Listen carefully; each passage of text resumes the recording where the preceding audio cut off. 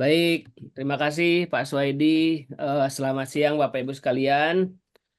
Perkenalkan nama saya Rian Martian. Saat ini profesi saya sebagai seorang coach, seorang trainer, sekaligus juga CEO di perusahaan yang kami namai Supersonality Institute, Bapak Ibu. Sebuah perusahaan yang bergerak di bidang training, coaching, dan consulting. Sebelumnya saya ucapkan terima kasih ke Pak Suwaidi yang telah memberikan kesempatan kepada saya untuk bisa berbagi. Ini kali kedua saya berbagi ya di seminar kita, dan hari ini momentumnya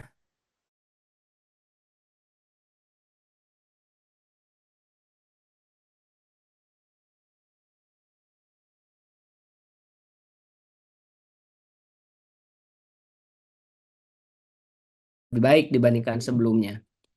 Baik, Amin.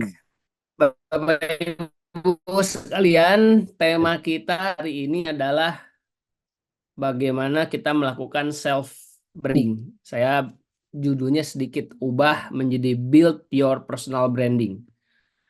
Sebelum kita masuk, mungkin saya akan coba pasti dulu slide saya bisa muncul. Muncul ya Pak ya? Muncul, Pak. Muncul. Ya, Jadi muncul, judul Pak. kita adalah Build Your Personal Branding atau membangun personal branding kita. Sebelum kita masuk ke materi, mungkin perlu ya dahulu Bapak Ibu pemahaman ya yang tahu, saya kasih waktu kurang lebih sekitar apa sih sebetulnya personal branding itu gitu. Jadi jangan Proses sampai nanti menciptakan citra kita individu yang mencakup semua secara individu dalam mempromosikan diri. oke, jadi eh, mempromosikan diri ya, Baik, Pak. proses membentuk persepsi masyarakat tentang diri seorang yang dipandang sebagai merek atau membangun karakteristik diri. Ya, personal branding, proses membangun, mengelola citra diri dan reputasi. Ya, jadi bagian penting dari bagaimana cara perusahaan ingin mendapatkan reputasi baik di hadapan publik. Ya, proses peningkatan skill. Jadi Bapak Ibu, ya kita bisa ambil sebuah kesimpulan, apa sih yang namanya personal branding? Personal branding itu adalah tentang membangun sebuah reputasi. Ya. Jadi membangun sebuah reputasi atau citra diri positif di hadapan orang lain. Jadi personal branding adalah bagaimana cara kita membangun reputasi positif ya di hadapan orang lain. Di hadapan orang lain ini tentu saja adalah target market kita. Jadi personal branding itu bisa jadi bagaimana seorang eh, pelamar ingin mendapatkan pekerjaan, maka perlu personal branding. Bagaimana seorang apa namanya laki-laki ingin mendapatkan pasangan, itu juga perlu personal branding. Bagaimana seseorang bisa membangun karirnya dalam hal apapun, itu juga personal branding. Nah, karena tema kita adalah personal branding atau self branding dalam konteks trainer, maka tema kita adalah bagaimana cara kita membangun reputasi positif sebagai seorang trainer. Nah, Bapak Ibu sekalian, kita akan coba masuk ke slide kita ya. Ini sedikit perkenalan terlebih dahulu, mungkin saya ulangi lagi, nama saya Rian Martian, Bapak Ibu. Saat ini saya lebih banyak dikenal sebagai HR expert dan seorang business coach, membantu perusahaan-perusahaan untuk meningkatkan kualitasnya dan membantu perusahaan untuk meningkatkan bisnisnya, Bapak Ibu. Eh, Saat ini saya tinggal di Purwokerto, Bapak Ibu, di Jawa Tengah, dan mengelola sebuah perusahaan bernama Super Personality Institute sejak tahun 2010 yang lalu. Jadi total mungkin sudah kurang lebih sekitar 14 tahun saya mengelola perusahaan kami. Dan beberapa brand lain, selain itu saya juga membantu banyak perusahaan, brand-brand perusahaan ya untuk bisa meningkatkan SDM-nya dan meningkatkan kapasitas kepemimpinannya, Bapak Ibu. Itu kurang lebih tentang diri saya, Bapak Ibu. Nah, menjadi sebuah pertanyaan bagi kita adalah mengapa seorang trainer itu, Bapak Ibu, perlu membangun sebuah personal branding? Ya, kenapa seorang trainer perlu membangun sebuah personal branding? Jadi tadi saya sampaikan di awal bahwa siapapun kita itu perlu membangun sebuah personal brand, ya, membuat sebuah reputasi, ya, termasuk di dalamnya adalah trainer. Jadi salah satu cara untuk membangun sebuah reputasi adalah dengan ya tentu saja kita mengikuti pelatihan dan sertifikasi BNSP, Bapak Ibu. Tetapi pertanyaannya adalah bahwa di luaran sana para trainer yang mendapatkan sertifikasi BNSP itu tidak hanya kita. Mungkin ada ratusan bahkan ribuan orang ya yang mereka juga mendapatkan sertifikasi BNSP dan dinyatakan kompeten untuk jadi seorang trainer. Artinya kita juga bersaing dengan ribuan orang tersebut. Mungkin lain cerita kalau seandainya kita adalah trainer dalam sebuah perusahaan yang hanya bekerja untuk melayani internal. Tetapi ketika kita ingin menjadi seorang trainer profesional yang juga melayani eksternal, Bapak Ibu, maka personal branding ini menjadi sangat penting dan kita tidak bisa hanya mengandalkan sekumpulan portofolio yang itu dijadikan sebagai personal branding kita. Gitu ya, tentu saja tidak mungkin. Bahkan Bapak Ibu kalau kita perhatikan ya meskipun katakanlah kita mungkin menjadi trainer di internal perusahaan, personal branding ini juga menjadi penting. Kenapa? Karena seseorang yang punya personal brand yang kuat, maka dia sebetulnya memiliki value yang kuat. Apa yang maksud dengan value itu? Mempunyai nilai yang kuat yang ini menjadikan dia akan sulit disaingi oleh siapapun. Ya, di situ tentu saja kita akan mendapatkan banyak keuntungan. Ya, salah satu keuntungannya adalah bagaimana kita disukai, dipercayai oleh perusahaan kita. Begitu pula ketika kita menjadi seorang trainer eksternal atau trainer yang tentu saja mau melayani banyak banyak perusahaan, maka dengan personal branding yang kuat kita juga akan mudah sekali untuk mendapatkan klien-klien pelatihan. Nah, itulah kenapa personal branding itu menjadi hal yang penting. Nah, Bapak Ibu ada mengapa sih sebuah personal branding itu sangat penting untuk kita miliki? Karena kalau dalam ilmu penjualan Bapak Ibu, manusia itu membeli manusia, ya, bukan membeli produk. Artinya kalau seandainya kita ini menjual produk, maka sebetulnya yang dibeli dari produk dari orang yang dibeli dari seseorang itu bukan karena produk yang dijualnya, tetapi siapa yang menjual. Misalnya hari ini kita menjual handphone atau kita menjual barang yang secara fisik ada. Maka sebetulnya seseorang itu sebetulnya bukan membeli barang yang kita jual, tapi seseorang itu percaya dulu kepada siapa penjualnya. Kalau kita bandingkan misalnya ada dua orang yang datang ke saya, kemudian saya pas kebetulan ingin mencari handphone dengan merek tertentu, katakanlah dengan harga kisaran 5 jutaan atau 10 jutaan misalnya.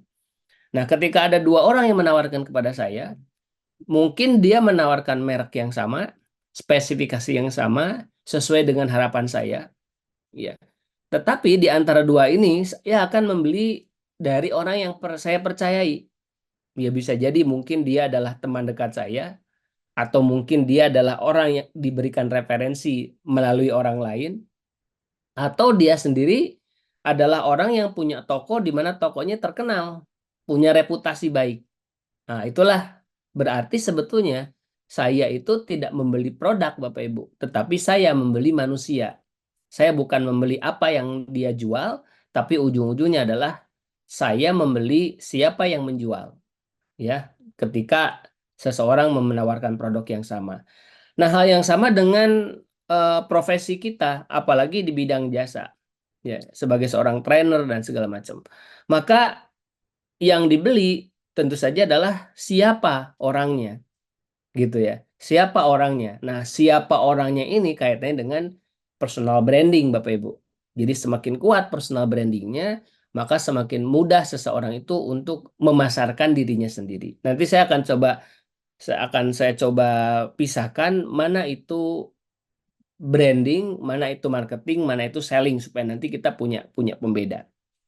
Nah, kenapa manusia kok bisa membeli manusia, Bapak Ibu? Karena sebetulnya seseorang itu tertarik atau membeli sesuatu bukan hanya didasarkan kepada pertimbangan-pertimbangan logika, Bapak Ibu.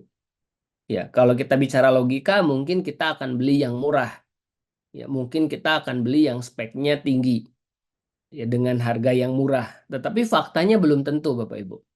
Saat ini misalnya kalau kita bicara handphone, handphone itu justru penjualan tertinggi dan terlaris justru nomor satunya adalah iPhone. Kemudian diikuti Samsung, diikuti oleh Xiaomi. Itu berdasarkan hasil survei dunia Bapak Ibu. Terus di bawahnya lagi ada Oppo dan Vivo. Jadi 4 produk China, 1 produk Amerika. Tetapi yang menarik adalah iPhone itu ada di posisi paling puncak. Padahal iPhone menjual produk yang harganya 5-10 kali lipat dibandingkan produk Android yang ada di pasaran. Padahal bisa jadi sebetulnya kalau kita bicara terkait dengan berapa sih harga pokok produksi dari sebuah iPhone itu mungkin nilainya tidak sampai 2 atau bahkan 5 kali lipat dibandingkan dengan produk yang lain. Mungkin hanya 1,5 sampai 2 kali lipat. Tetapi dia bisa jual 5-10 kali lipat. Kenapa orang itu membeli? Padahal harganya 10 kali lipat lebih tinggi. Nah, inilah sebetulnya berarti seseorang itu membeli bukan karena fitur yang ada dalam handphone tersebut, tetapi ada benefit. Benefit itu adalah keuntungan emosional yang dia dapatkan ketika dia membeli produk tersebut. Artinya apa, Bapak Ibu? Artinya sebetulnya seseorang tertarik membeli itu karena alasan emosional, bukan karena alasan logika. Ya, ini sekali lagi menjadi sebuah alasan kenapa personal branding itu menjadi sangat penting karena sebetulnya manusia membeli manusia. Jika untuk sebuah produk saja ada barang, seseorang masih melihat siapa yang menjual, apalagi kalau yang kita jual adalah kompetensi kita, keahlian kita, kemampuan kita yang itu melekat pada diri kita. Maka disitulah sebetulnya personal branding itu menjadi sangat-sangat penting, bahkan mungkin paling penting di antara sekian hal yang lainnya. Oke, nah Bapak Ibu, maka saya bisa sebutkan ini mengambil dari apa yang disampaikan oleh Thomas Alva Edison, to sell anything start with selling yourself. Jadi kalau kita ingin menjual apapun, mulailah dengan menjual diri kita sendiri.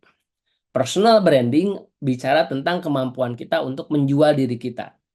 Bukan menjual diri dalam artian negatif ya, tapi kemampuan kita untuk membangun brand, membangun reputasi, yang ini untuk memudahkan kita dalam urusan karir dan kehidupan kita di masa yang akan datang.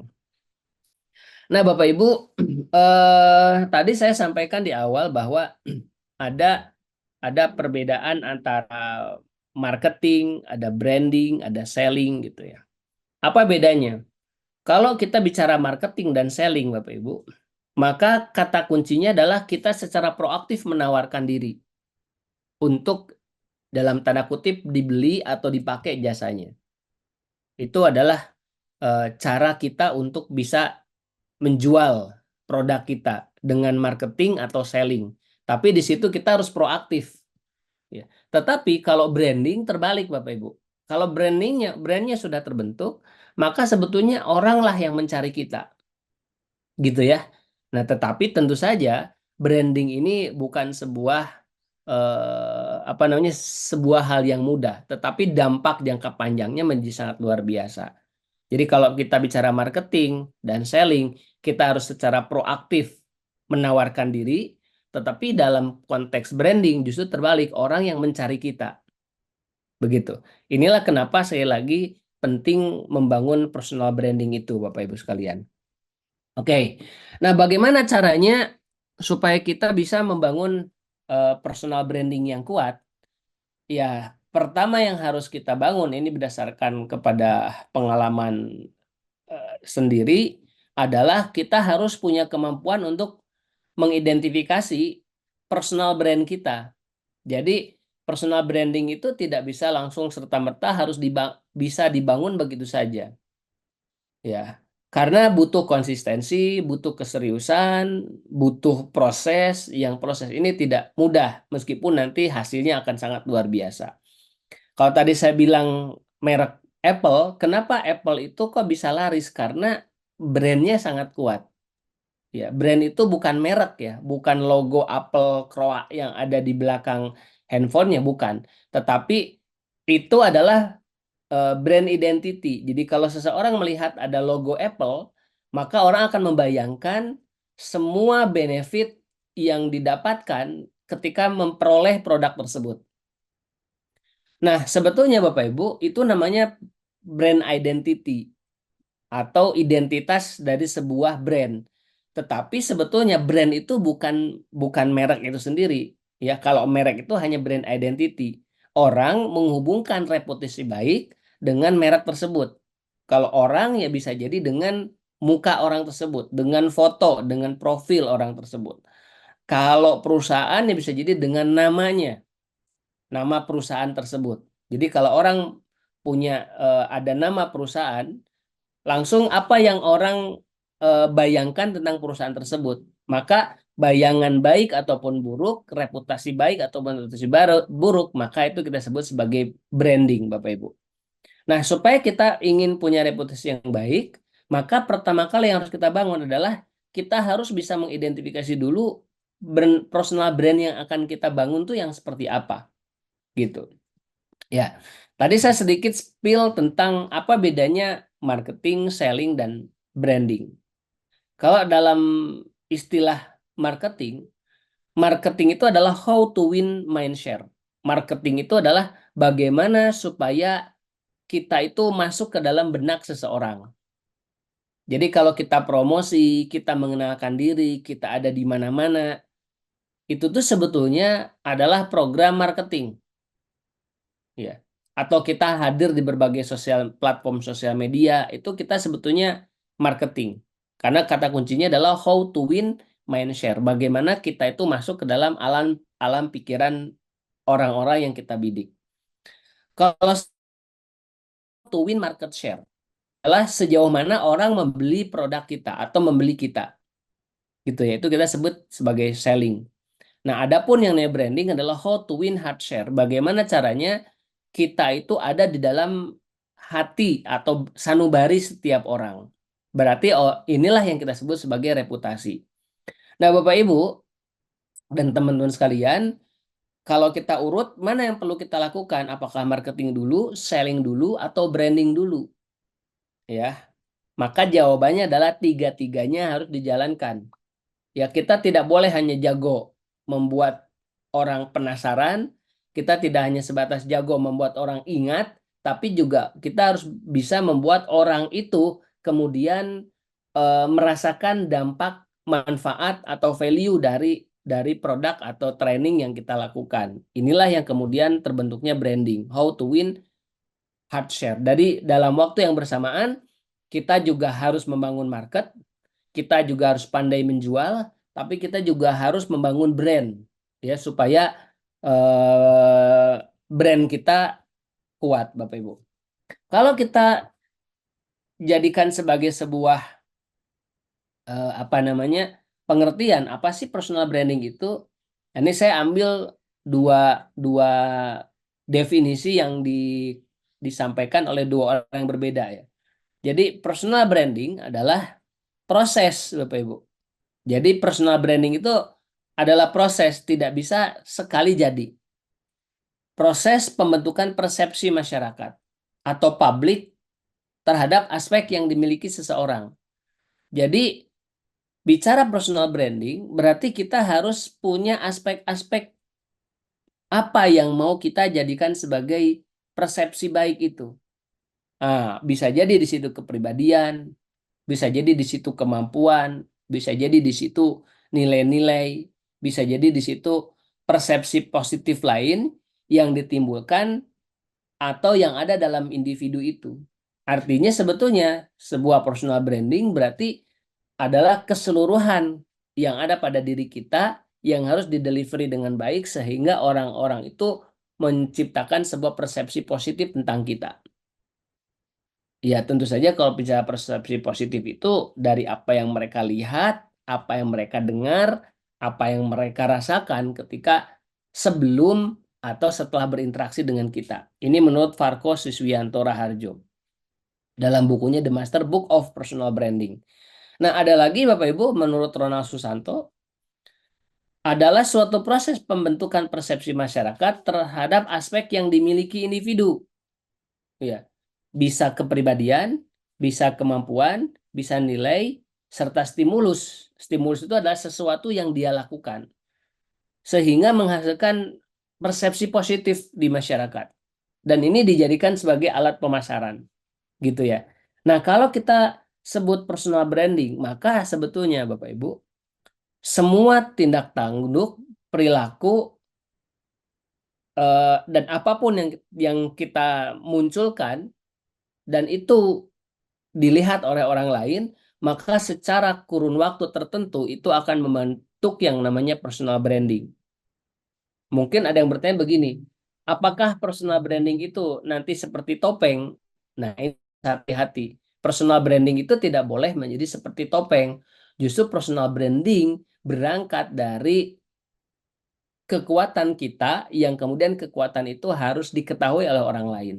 Berbeda dengan topeng. Kalau kalau marketing dan selling itu bicaranya gimmick. Jadi hanya seorang orang melihat diri kita baik, padahal sebetulnya kita tidak seperti yang mereka persepsikan. Gitu ya. Jadi kalau kita bicara personal branding itu adalah semua yang kita punyai dan ini harus harus eh, harus harus utuh, tidak boleh hanya sebatas permukaan saja, tetapi juga harus mencerminkan siapa diri kita yang sebenarnya. Nah, kalau kita bicara tujuan, apa tujuannya? Ya, tentu saja Bapak Ibu, satu, untuk mempengaruhi orang lain. Mempengaruhi orang lain mengenai persepsi diri individu dan juga mengenalkan keunikan serta kemampuan individu tersebut yang jauh lebih unggul dibanding lainnya. Jadi tujuan personal branding itu Bapak Ibu tidak untuk melakukan kamuflase, tidak untuk menipu orang lain, tapi justru menunjukkan, hey, saya punya kekuatan loh, gitu ya. Kekuatan ini harus dikemas sedemikian rupa sehingga orang lain tahu. Nah, inilah yang kita sebut sebagai personal branding. Ya, termasuk juga orang tahu apa keunggulan kita. Terus yang kedua apa? Memberitahu orang lain tentang identitas, keunikan, kemampuan, serta hal yang lain yang menjadikan berbeda dan bernilai. Nah, di sini Bapak Ibu kita tidak bisa bilang kayaknya saya nggak butuh itu. Saya mendingan low profile saja. Nah, kita bilang low profile pun itu harus di branding sedemikian rupa sehingga orang tuh harus tahu kalau kita tuh low profile gitu. Gitu ya. Jangan-jangan sebetulnya kita ingin diri kita adalah seorang yang low profile, tapi orang lain melihat kita itu bukan sosok yang low profile, gitu ya. Nah, maka dari situ berarti ada branding sesuai dengan tujuan kita. Kemudian yang ketiga, untuk menampilkan kesan jika individu tersebut merupakan solusi pemecahan masalah yang dibutuhkan. Jadi, personal branding ini juga sebetulnya adalah untuk ngasih tahu bahwa sebetulnya kita punya produk, kita punya keahlian, kita punya keterampilan yang sebetulnya bisa mereka pakai ya dan bisa mereka manfaatkan untuk menjadi solusi hidup mereka. Nah, bayangkan kalau seandainya kita punya kelebihan, Bapak Ibu, tapi kemudian kelebihan itu tidak kita tidak diketahui oleh orang lain, maka kelebihan itu tidak akan berguna buat orang lain. Gitu ya. Kecuali Bapak Ibu, ya kita tidak menganggap atau tidak merasa membutuhkan personal branding ini. Artinya kita tidak tidak tidak membutuhkan atau kita tidak berprofesi untuk dikenal oleh orang lain, atau kita yang tidak ingin orang lain tahu, atau kita punya keahlian tertentu yang tidak ingin orang lain menggunakan keahlian kita, atau kita punya sesuatu yang unggul tetapi kita tidak ingin orang lain itu mengambil manfaat dari kita, maka di situ tidak perlu yang namanya personal branding. Tetapi kalau kita punya keahlian, kita punya keterampilan, kita punya kemampuan, kita punya kelebihan, yang kelebihan itu diharapkan bisa dipakai oleh sebanyak mungkin orang, maka satu-satunya yang harus kita bangun adalah kemampuan personal branding ini, Bapak Ibu. Oke, itu sedikit tentang apa yang dimaksud dengan personal branding dan tujuan dari personal brandingnya. Ya, kemudian yang keempat, Bapak Ibu, ya merangsang persepsi orang lain mengenai nilai serta kualitas diri yang dimiliki. Jadi personal branding adalah membangun persepsi positif orang lain tentang diri kita, gitu ya. Supaya apa? Ya supaya orang tahu tentang kualitas kita. Sekali lagi, tidak sebagai kedok atau topeng yang itu menyembunyikan kekurangan kita, tapi sebaliknya personal branding itu untuk menonjolkan apa yang menjadi kelebihan kita. Ya, sehingga orang lain bisa menggunakan dan memanfaatkan kelebihan-kelebihan tersebut, dan di satu sisi kita juga bisa mengambil manfaat dari kemampuan kita tersebut.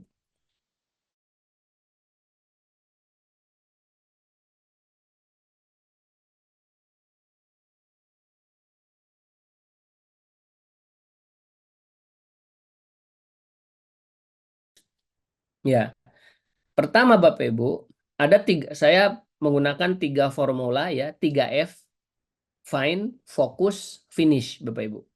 Pertama adalah find what your strength. Temukan apa yang menjadi kekuatan kita, kelebihan kita, keunggulan kita. Yang ini bisa dimanfaatkan oleh sebanyak mungkin orang. Itu yang harus pertama kali kita miliki. Yang kedua adalah fokus with your plan. Berarti kita harus mulai, setelah kita menemukan, kita harus mulai membangun brand ini. Ya, membangun personal brand kita. Atau semakin menajamkan potensi kita. Ini kita sebut sebagai fokus with your plan. Ya, di situ ada training, kita belajar banyak hal yang baru, kemudian kita juga sudah mulai menggunakan berbagai media-media untuk membangun personal branding dan sebagainya. Yang terakhir adalah finish what you do. Finish what you do itu adalah tentang bagaimana kita mulai membangun personal brandingnya. Ya, kita mulai ngonten, kita mulai sering update status dan lain sebagainya, itu kita sebut sebagai finish what you do. Dan dampaknya adalah terbentuknya personal branding itu, Bapak Ibu. Ya, baik. Masuk ke yang pertama, tentang find your strength. Ya, temukan apa yang menjadi kekuatan kita. Ya, gambar latar belakangnya ini Hulk, Bapak Ibu. Ya, jadi kalau kita perhatikan, kalau Bapak Ibu sekalian mungkin seneng film-film superhero-nya Amerika macam Avenger gitu, maka di situ kita lihat bahwa grupnya Avenger kan superhero semua. Ya, mereka itu tidak ada satupun yang memiliki kekuatan yang sama. Mereka itu berbeda-beda dan mereka punya ciri khas, karakteristik, dan kekuatan yang berbeda. Ya, Hulk misalnya, dia latar belakangnya kan disengat disengat oleh serangga, dan kemudian setelah itu dia berubah menjadi punya kekuatan. Ya, Spider-Man misalnya.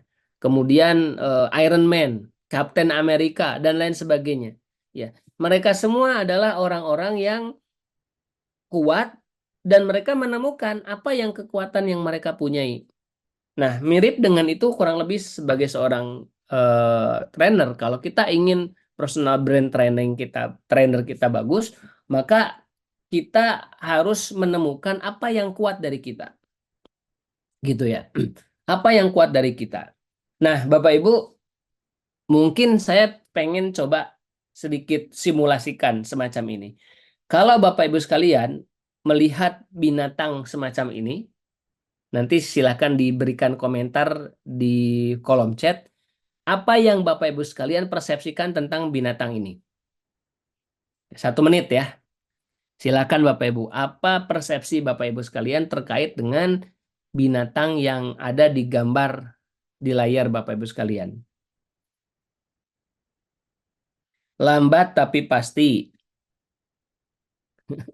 Lambat. Geraknya lambat. Oke. Kita perhatikan ya. Kuat tangguh dalam mempertahankan, panjang umur, slow. Ya, sabar, baik. Gigih, wise. Ya, pemalu karena dia bisa sembunyi Bapak Ibu ya. Tempurung sebagai alat safety. Nah, ini kalau orang K3 langsung ke arahnya safety ya. Meskipun lambat punya tujuan. Ada lagi. Perlindungan, lambat dan kuat. Ya, kita perhatikan ya bahwa hampir semua orang ya memberikan komentar bahwa binatang ini adalah binatang yang lambat. Rata-rata meskipun ada yang bilang kuat, berlindung, pemalu, perlahan tapi pasti. IP 68 tahan air ya. Enggak IP 78 sekalian, Pak. Ya. Nah, kenapa kita bisa bilang lambat? Ya karena sebetulnya dia ada di darat. Gitu ya. Ini bicara tentang personal branding.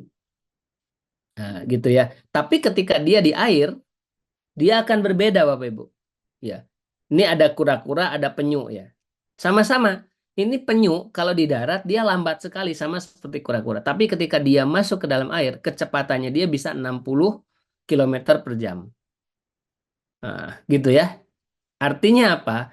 Berarti eh, tadi itu sebetulnya kita itu sedang menyampaikan sebuah personal branding. Tapi sebelum ke situ, sebetulnya kita ini pada prinsipnya punya kekuatan. Hanya pertanyaannya adalah apakah kekuatan kita itu kita sadari atau tidak.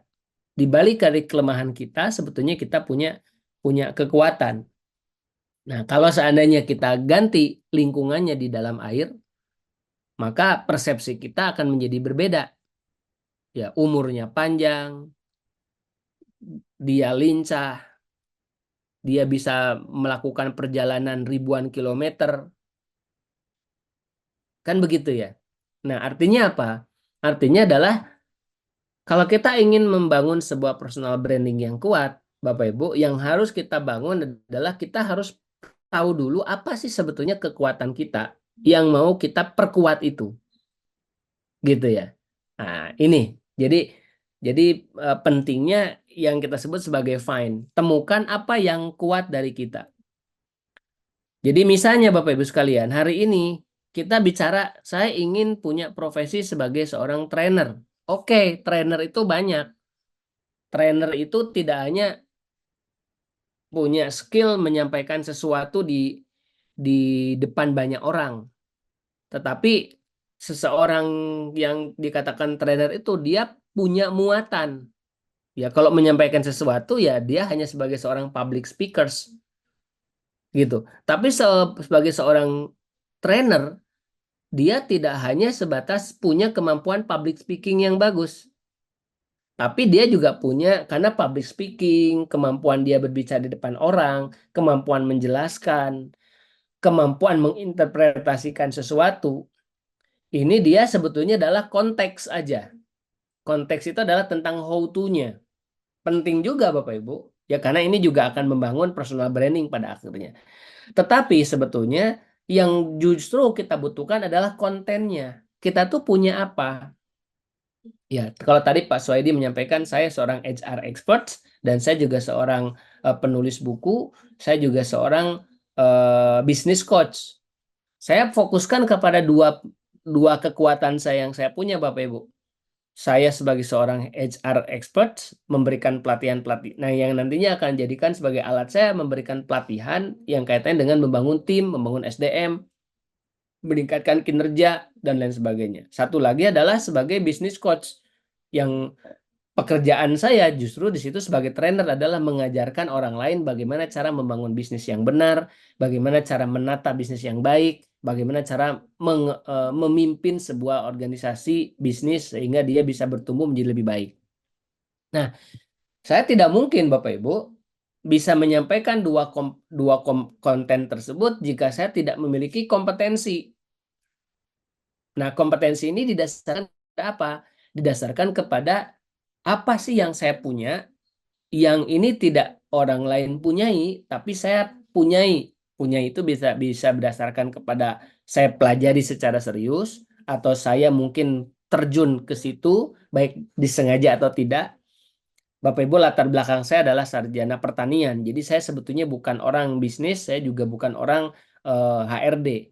Tetapi profesi saya terjun ke situ, saya pelajari itu sampai kemudian saya merasa sanggup dan mampu untuk mengelola sebuah bisnis, mengelola sebuah SDM, dan kemudian saya jadikan itu sebagai sebuah konten saya dalam pelatihan-pelatihan. Gitu ya. Maka di situ apa kesimpulannya dari Fine ini Bapak Ibu? Kalau kita bicara Fine, maka kita harus mulai memikirkan apa sih kekuatan saya. Ya, gitu. Dalam hal apa sih saya itu unggul? Apa yang memotivasi saya? Apa yang kalau saya eh, kerjakan itu tuh enjoy gitu. Terus termasuk yang ketiga, pekerjaan apa yang membutuhkan bantuan saya berulang kali gitu.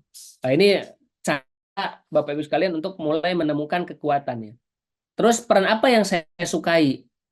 Ya, ada kita itu kalau ada enjoy, ada easy, merasa mudah, ada excellent, hasilnya bagus, tapi juga earn, menghasilkan. Nah, itu Bapak Ibu. Temukan apa itu? Apa yang saya punyai? Dan yang penting, semua yang skill tersebut itu tuh dibutuhkan banyak orang lain. Dibutuhkan oleh banyak orang, dan orang tuh kayaknya butuhnya terus-menerus. Gitu ya, membutuhkan bantuan saya berulang kali. Ya, bisa berulang kali atau orang banyak yang butuh itu. Terus bagaimana pendapat orang lain tentang saya? Nah, orang lain itu kira-kira melihat saya itu sebagai apa gitu. Oh, kayaknya misalnya gini. Dulu ketika saya kuliah Bapak Ibu, saya tuh orang introvert, saya penakut, saya pemalu, ketemu dengan orang itu kayaknya menjadi sesuatu yang amat menakutkan. Dari situ saya mulai belajar membaca, belajar untuk memperbaiki diri. Dari mana mulainya? Dari baca buku, dari ikut pelatihan. Mungkin ratusan buku pengembangan diri yang sudah pernah saya baca.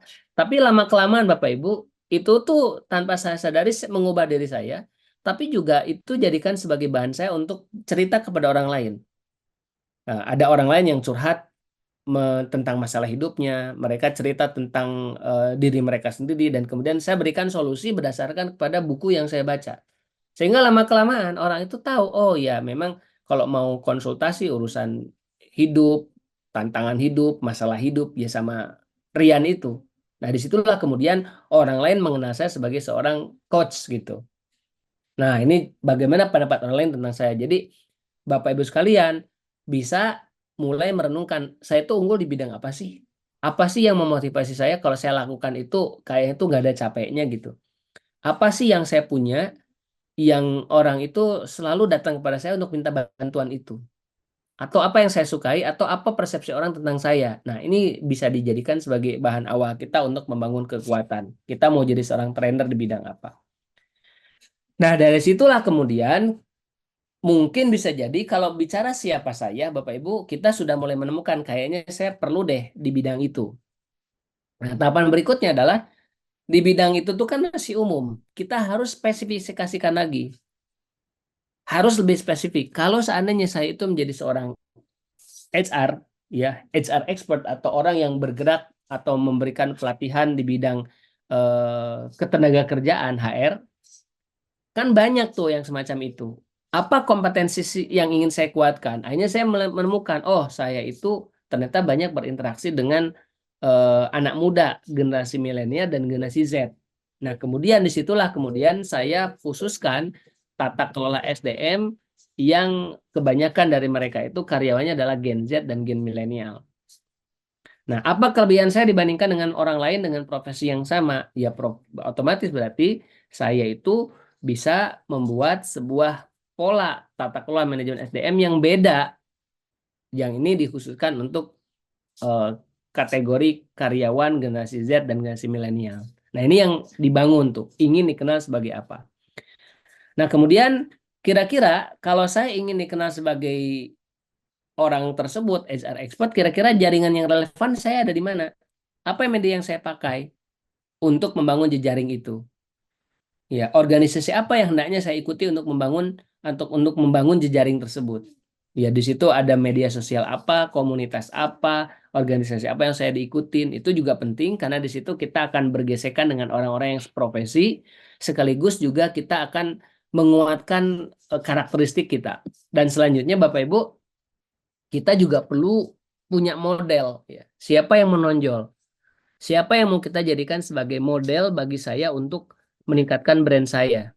Bagaimana strategi mereka dalam membangun personal branding? Nah, ini penting ya. Jadi dengan cara seperti itulah kita itu tidak merasa seperti apa ya? Istilahnya itu apa ya? Kera dalam tempurung atau apa ya? Nah, jadi ada orang yang kita hanya merasa kita tuh jagoan gitu. Padahal sebetulnya ketika kita melihat dunia luar, oh ya, katak dalam tempurung. Kita tidak hanya mengenal diri kita, tapi kita mengenal orang lain sekaligus, oh ada orang lain yang lebih hebat dari kita, ada orang lain yang bisa dijadikan sebagai model, ada orang yang bisa dijadikan sebagai referensi kita dalam meningkatkan diri kita. Disitulah kemudian akhirnya kita menemukan siapa diri kita. Ya, ini bicara tentang Ibu. Oke, jadi tahapan pertama adalah perlu kita untuk membangun file-nya terlebih dahulu tentang siapa saya, orang kenal saya sebagai apa, jaringan apa yang relevan, kemudian mana model yang bisa dijadikan sebagai sosok inspiratif bagi saya untuk bertumbuh. Oke, itu yang yang pertama. Baik. Yang kedua, Bapak Ibu, kita cepat ya. Nanti mungkin sesi tanya jawabnya bisa dilakukan di akhir sesi. Kalau kita sudah ketemu dengan siapa saya, yang kedua adalah fokus with your dream. F yang kedua adalah fokus. Fokus itu apa? Ya fokus itu, ya kita sebetulnya harus mulai mempertajam kita. Ya, fokus itu Bapak Ibu berarti kita memilih di antara sekian banyak potensi, kemudian kita hanya memilih fokus di 1, 2, atau 3 skill saja misalnya. Tapi jangan cuma 1 skill. Misalnya tadi saya bilang di HR dan kemudian di business coach. Saya ambil 2 itu. Ya, kenapa ini penting? Karena ya kita tidak tahu dengan zaman kita ada di mana. Mungkin saat ini HR expert dibutuhkan, tapi next belum tentu. Generasi itu bergeser dari generasi milenial ke Z, nanti ke generasi alpha. Nah, kalau saya tidak kemudian menyiapkan sebuah exit plan gitu ya, maka sebetulnya itu akan membahayakan saya di masa depan. Maka di situ saya tidak boleh hanya memilih 1, tapi mungkin fokus ke 1, 2, atau 3 kekuatan yang ingin saya kuatkan gitu ya. Ini kita sebut dengan fokus with your dream. Ya. Kenapa kita harus fokus Bapak Ibu dan kenapa kita tidak bisa menjadi trader palu gada misalnya gitu ya. Ya, resources kita terbatas Bapak Ibu. Ya, resources kita itu uang kita, waktu kita, tenaga kita, pikiran kita. Itu kita terbatas. Makanya di situ kita perlu menetapkan tujuan. Kemana kita pergi? Kita mau jadi apa? Ya, apa dan itu menjadi sesuatu yang juga penting. Gitu ya.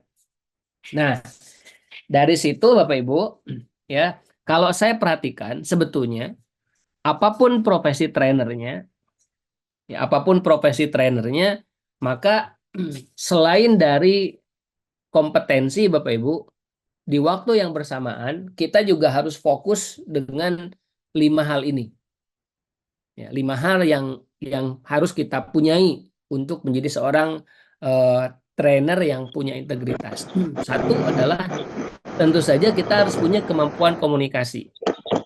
Kemampuan komunikasi ini baik itu kemampuan komunikasi eh, apa namanya yang kaitannya dengan membangun relationship gitu ya, termasuk di dalamnya adalah selling gitu ya, atau kemampuan kita untuk mempengaruhi orang lain, termasuk di dalamnya adalah public speaking. Ini kita sebut sebagai kuasai komunikasi, Bapak Ibu. Yang kedua adalah mulai kuasai relasi. Jadi di situ kita harus mulai membangun relationship kita dengan orang-orang, dengan circle-circle yang itu sesuai dengan profesi kita, Bapak Ibu. Misalnya, kalau kita seorang trainer di bidang bisnis coach, maka banyak-banyaklah mengenal orang-orang, para pelaku UMKM, entrepreneur, pengusaha. Ini kita sebut sebagai dan harus menguasai relasi dan menjaga hubungan kita dengan mereka. Yang ketiga, Bapak Ibu, kuasai satu bidang tertentu. Ya, tadi saya bilang satu, dua, atau tiga bidang tertentu. Dan perdalam ilmunya. Jadi kita tidak bisa hanya sebatas tahu kulitnya saja. Kenapa begitu? Ketika kita ngambil profesi trainer, bisa dipastikan Bapak Ibu, pertanyaan kita itu tidak, pertanyaan orang lain itu tidak pernah bisa kita duga. Gitu ya. Kecuali ya mungkin hanya pertanyaan basa-basi. Tapi kalau kita betul-betul menjadi seorang profesi trainer, coach, konsultan, segala macam, setiap klien yang kita temui pasti mereka akan menanyakan hal-hal yang bisa jadi kasusnya berbeda. Maka disitulah kita perlu memperdalam bidang-bidang tersebut. Yang keempat, Bapak Ibu, miliki nilai tambah. Nilai tambah itu apa? Sesuatu yang itu unik yang hanya kita punyai. Contoh sederhana misalkan begini Bapak Ibu. Beberapa hari yang lalu saya itu mendatangi satu klien saya di Makassar. Ya, beliau bilang bahwa sebetulnya sebelum pendampingan dengan kami, itu beliau juga pendampingan dengan salah satu master coach dengan biaya yang cukup mahal, Bapak Ibu. Tapi menurut mereka semakin diikutin semakin rumit gitu. Jadi seolah-olah kok bisnis ini sesuatu yang rumit, sesuatu yang sulit diaplikasikan dan lama-kelamaan kebutuhan dia itu dia merasa semakin tergantung kepada coach tersebut gitu. Karena kalau nggak didampingi akan sangat berbahaya. Nah, terus dia bilang berbeda dengan ketika didampingi oleh saya dan tim. Dia bilang sim,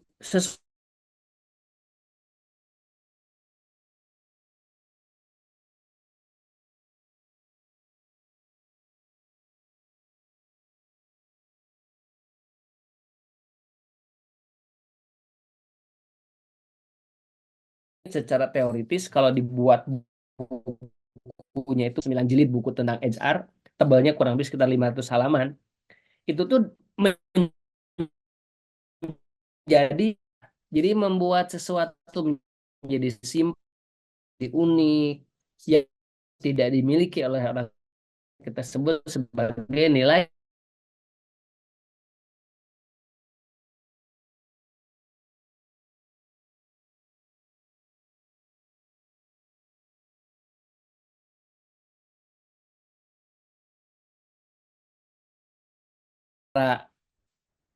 persepsi dengan kenyataan itu tuh sebenarnya selaras dan di situ butuh komitmen, konsistensi,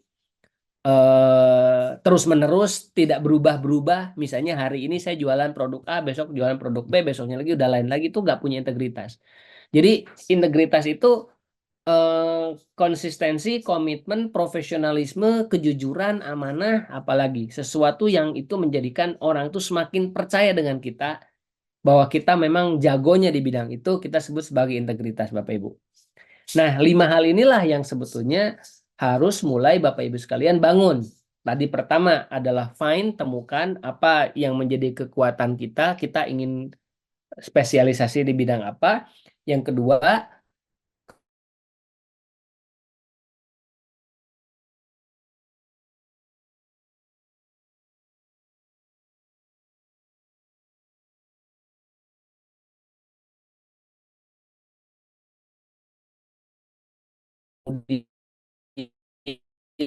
ya Ibu.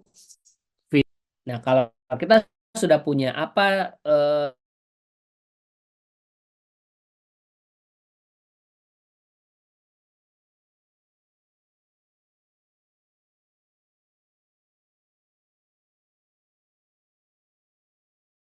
itu membuat orang lain itu tahu tentang kita. Ini namanya finish your plan. Nah, disitulah kita bicara pasarkan diri kita. Disitulah kita bicara tentang masalah personal branding. Oke, Bapak Ibu. Ini sedikit saya ulas tentang bagaimana sih konsumen itu membeli sesuatu dari orang lain.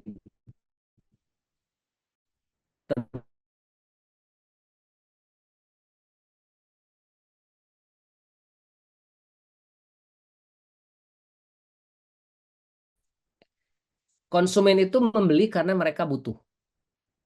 Ya, misalnya gini, saya ambil contoh. Duh, saya ini kok sudah mulai mengelola tim, tapi kok tim saya berantakan ya. Itu namanya needs, butuh tuh. Atau saya ini sudah punya bisnis, umurnya udah puluhan tahun, tapi kok nggak sistem-sistem ya, nggak bisa ditinggal ya. Nah, ini berarti dia mulai needs tuh. Maka nanti dia akan cari, namanya search Bapak Ibu. Search itu mencari produk atau solusi bagi masalah mereka. Nah, kalau seandainya search itu ada dua cara. Mereka search mencari apa yang ada di referensi di dalam benak mereka. Atau mereka search keluar, bisa bertanya, bisa searching di internet, dan lain sebagainya. Personal branding yang kuat Bapak Ibu sebetulnya membuat orang tuh nggak search, tapi langsung ingat, oh iya ya, saya kok kenal sama trainer ini. Dia kalau nggak salah HR expert deh. Gitu Bapak Ibu. Tapi kalau kita tidak punya personal branding, orang nanti akan masuk ke evaluate, pilih-pilih dulu. Di antara sekian banyak penawaran itu, mana yang kira-kira pas dengan dia, pas dengan budgetnya, pas dengan kebutuhannya, pas trainernya, dan lain sebagainya. Gitu ya. Jadi sebetulnya personal branding itu skip, search, dan evaluate. Jadi orang itu ketika need langsung ingat kita. Nah, tapi kalau nggak ada personal branding, maka need, search, kemudian evaluate, pilih-pilih, baru purchase, baru order, baru minta. Pak bisa nggak ngisi ini? Pak bisa nggak bantu saya untuk pendampingan ini? Pak bisa bantu saya untuk ini itu dan segala macamnya. Itu namanya purchase Bapak Ibu. Baru setelah itu post purchase. Nah, post purchase itu adalah bagaimana mereka punya pengalaman setelah didampingi itu. Nah, jadi branding itu sebetulnya menghilangkan search dan evaluate langsung ke purchase. Nah, post purchase ini yang menentukan apakah dia akan trust atau tidak. Personal branding kita akan semakin kuat atau tidak. Nanti dia akan referensiin atau tidak. Dia akan pakai lagi atau tidak. Apakah dia ngasih bintang 1 atau bintang 5 nggak kepada Google apa namanya pilihan di dalam Google-nya itu. Ya, kalau dia memberikan saran, masukan, atau pendapat, kira-kira apakah mereka memberikan pendapat buruk atau tidak tentang kita. Itu kita sebut sebagai post purchase Bapak Ibu. Ya, jadi siklus tuh. Kalau mereka need, personal branding kita kuat, mereka akan beli. Kemudian kalau kita punya 5 key sukses faktor tadi, maka post purchase-nya akan menjadi positif dan orang akan terus-menerus percaya dengan kita. Ya. Nah, kemudian itu yang pertama. Dari situ bagaimana caranya? Ya berarti di situ kita harus mulai pahami. Ya, satu Bapak Ibu, siapa sih sebetulnya buyer persona kita? Siapa sih orang yang membeli produk kita? Kalau kita bicara nama, mau kasih nama siapa, umur berapa sampai berapa? Dia tinggalnya di mana? Pekerjaan dia apa? Sudah menikah atau tidak? Punya anak atau tidak? Ambil contoh. Misalnya, kami Bapak Ibu sebagai business coach, namanya siapa? Ya namanya misalkan Budi. Umurnya berapa? Pemilik bisnis itu ya mungkin 25 sampai 50 tahun. Tinggalnya di mana? Ya di perkotaan. Pekerjaannya apa? Business owner, pelaku UMKM, para manajer, entrepreneur. Menikah atau tidak? Kemungkinan besar sudah menikah. Punya anak nggak? Punya, tapi mungkin masih kecil-kecil gitu. Kemudian itu kita harus identifikasi dulu Bapak Ibu, siapa yang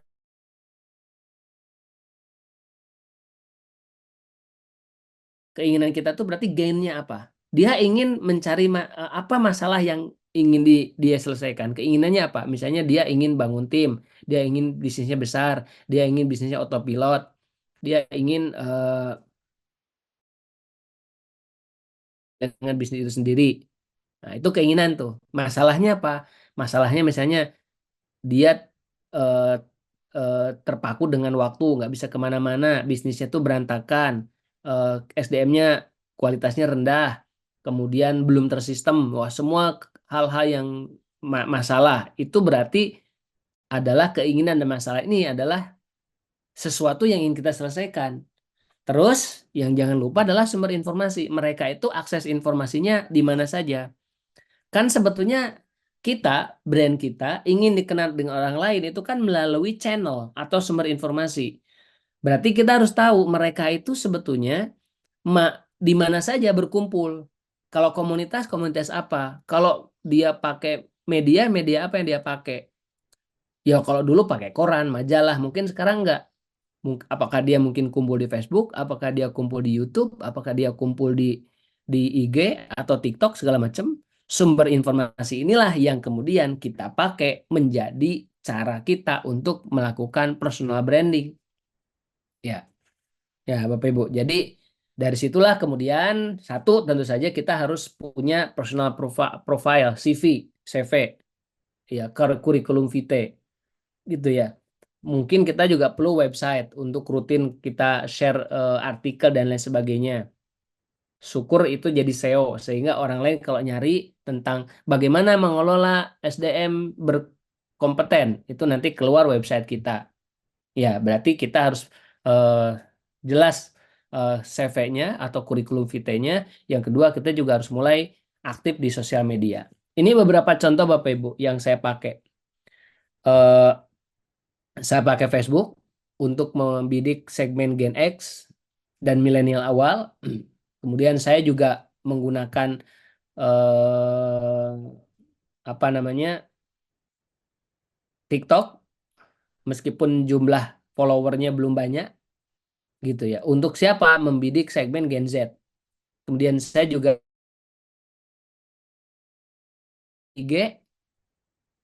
IG, kemudian saya juga menggunakan YouTube. Jadi semua ini adalah channel-channel yang saya pakai secara konsisten, secara terus-menerus, ada konten-konten baru dan segala macam, nambah follower, nambah trust, ya, kemudian nambah persepsi. Nanti dengan dengan dalam waktu tertentu akan banyak orang yang bertanya, berinteraksi. Kemudian saya juga menggunakan grup WA. Ya, mereka yang ingin interaksi lebih intens dengan kami masuk ke dalam grup WA, di situ ada diskusi dan lain sebagainya, dan biasanya lama-kelamaan muncullah ada yang namanya permintaan-permintaan. Jadi personal branding itu kurang lebih seperti itu Bapak Ibu tahapannya: find, fokus, finish. Oke, selesai. Saya kira itu Pak Suwaidi, mungkin untuk sharing kita sementara ini saya kembalikan lagi ke Pak Suwaidi. Terima kasih.